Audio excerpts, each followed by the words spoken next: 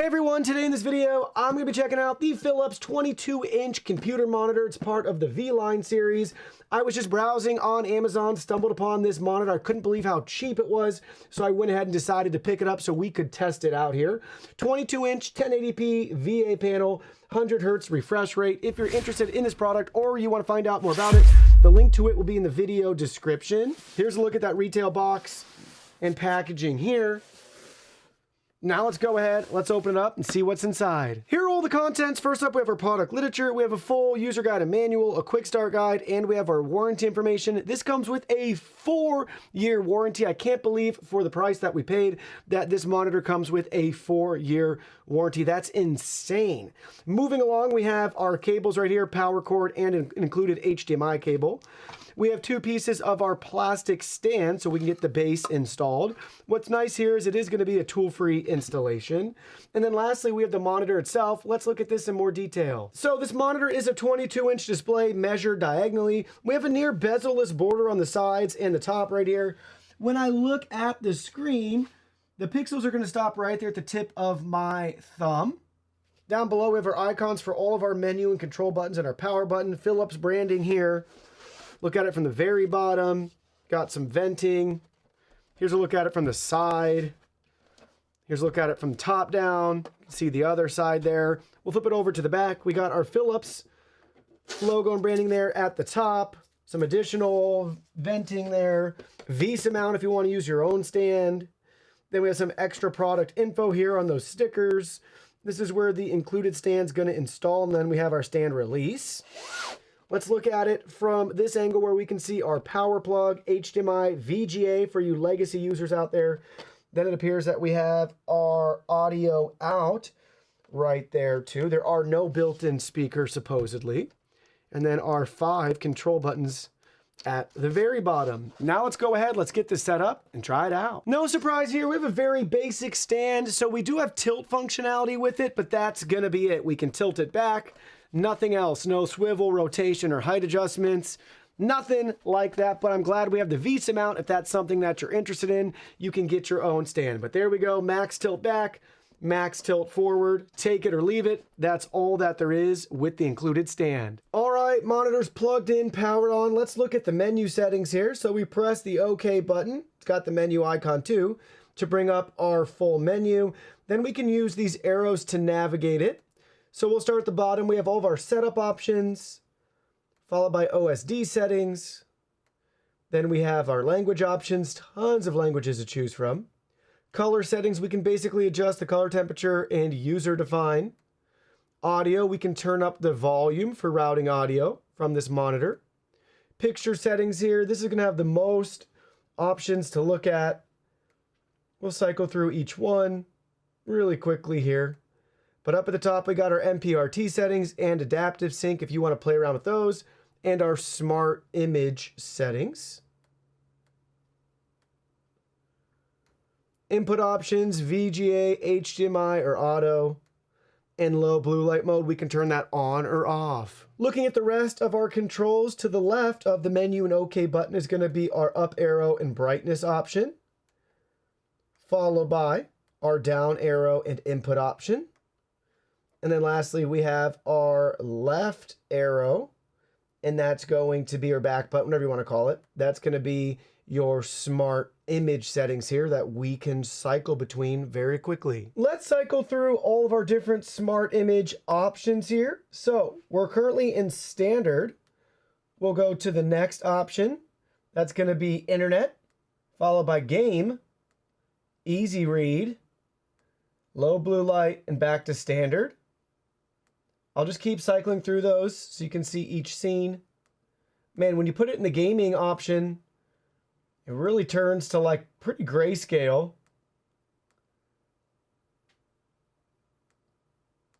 But hopefully you can get a feel for the different quick smart image options that you have right here that you can configure depending on the type of content you're viewing. Diving into the performance of this monitor, we currently have it configured at its max refresh rate, 100 Hertz, but we have multiple options. If for some reason you want to dial that back to 75 or 60 Hertz by default, you have those options within your Windows Advanced Display settings. And looking at our frame rate in action right here, we have different FPS values at that 100 Hertz refresh rate. So 25 FPS followed by 50 and 100. This is all thanks to the UFO frame rate test. And it really does make a difference pushing those higher frame rates with that higher refresh rate. This is just a visualizer so you can see how much smoother that UFO is moving across the screen at 100 FPS versus 50 versus 25. So pretty substantial difference. Really hard to look at the 25 and the 50. 100 is nice and smooth though. Looking at our second UFO test, this is for ghosting with our UFO moving across the screen. So noticeable ghosting. I mean, come on, for what this monitor is, you shouldn't expect to not have any ghosting. Is it going to be unbearable? I think for most people out there that are in the market for this monitor, it's not going to be a deal breaker. For a professional gamer, yes, sure, of course that is, but come on, you're not buying this monitor in the first place. So if you're going to be using this for productivity, a second screen, chat screen, whatever it may be, some light gaming, some console gaming, things like that, it might be noticeable depending on the title that you're playing. I can definitely see it with the UFO moving across the display right here, but I'm not as bothered by it as other people are. So you'll probably notice it. But again, for what this monitor is, I'd say it's well within line. And for those wondering about the adaptive sync or our MPRT settings, no distinguishable difference, at least to my eye looking at the display, with either of those turned on or off. Very similar viewing experience. Next, we tested it for backlight bleeding. No noticeable backlight bleed on this monitor. We looked at it in the dark with a full screen, black screen on it. Usually you might see some light leaking around the edges, but nothing to report back in this case. Something a little more casual is our web browsing test. We're just gonna look at a couple of popular websites and get a better feel for the viewing experience in your everyday usage scenario. So we have YouTube's trending page pulled up right here. Everything looks nice. All the thumbnails and previews have loaded with the titles.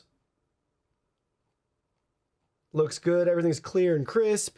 Same can be said for The Verge, a popular tech blog. This is great to see tons of different fonts, titles, images, all of the data here. So let's go ahead. Let's just click on an article, see the image, different paragraphs, even got ads. Clear and crisp. Now it is a VA panel, so I'm impressed off to the side, the viewing angle. I'd say the colors don't change completely. So better than I'd expect. I still like IPS panels the best for an overall viewing experience. I think they're just even a little bit clearer and crisper usually.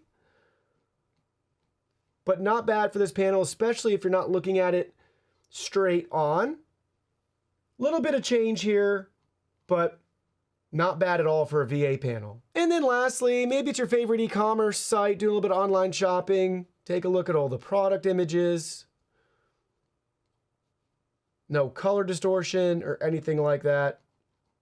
Smooth response. Simple and straightforward. Now it's time for my favorite test. We're going to be testing the input lag on this monitor. Basically, the input lag is the amount of time it takes for your monitor to display a signal on screen from when the source, in this case, this magic red box, sends it. So that's what we're going to be doing right now. We'll be checking 3 values to see what the input lag is on this Philips monitor. Our lowest value will be at the top right here. We're showing 1.1 milliseconds. Followed by 8.6. And last but not least, 16 milliseconds. Not bad at all for this monitor. For you color snobs out there, we use DisplayCal to get a better feel for its coverage and volume across sRGB, Adobe RGB, and DCI P3. So for our sRGB coverage, 96. For our volume, 106.6%. For Adobe RGB, we're showing 70.1% coverage and 73.4% for our volume. And lastly, DCI P3, we're showing 75.4% for coverage and 75.5% for volume. So below average colors compared to your average typical monitor, but as expected for this monitor. Don't worry, for those that have been waiting for gaming, look no further. Now we're going to see how it does playing popular titles. You'll get a sample and feel for the footage on this Philips monitor to see how everything looks.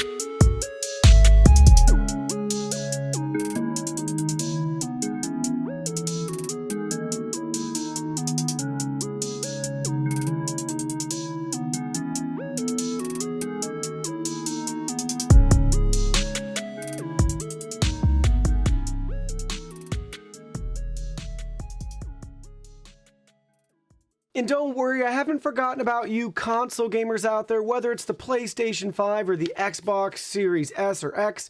You'll be looking at 1920 by 1080p Full HD at 60 Hertz. So keep that in mind. That's what you can expect if you want to use this with console. To get 75 or 100 Hertz, you'll have to use a PC. So let me share with you my final thoughts after using this Philips 22-inch monitor. Here's really what you need to know. For what this monitor is, it definitely overachieves. Typically for other competing monitors at this price point, think along the lines of the brand Scepter. You'll have very similar options in this 22-inch range, but they're going to be capped at 75 Hertz versus 100 with this monitor. But the trade-off there is they're going to have multiple HDMI ports and options on the back and built-in speakers that you don't get with this particular monitor. So again, there's a little give or take there, but for what you're paying, I would say this monitor overachieves. Its shortcomings are what you'd expect: colors, the stand, and lack of speakers. But again, the value is definitely there. I just couldn't resist myself. This was definitely an impulse buy, but when I saw it, I was like, I gotta try it out and just see. And sure enough, I'd say most of you out there looking for a budget-friendly monitor, maybe you want a cheap double or triple display setup. Like we said earlier, if you want an extra monitor for stream chat, whatever it may be, just pulling up your Spotify, your music, watching videos, things along those lines, that monitor right here is really gonna fit that bill, in my opinion. And again, shortcomings as expected, but again, you're not paying that much either, so it's hard to hold it to a higher standard for, again, what this monitor is.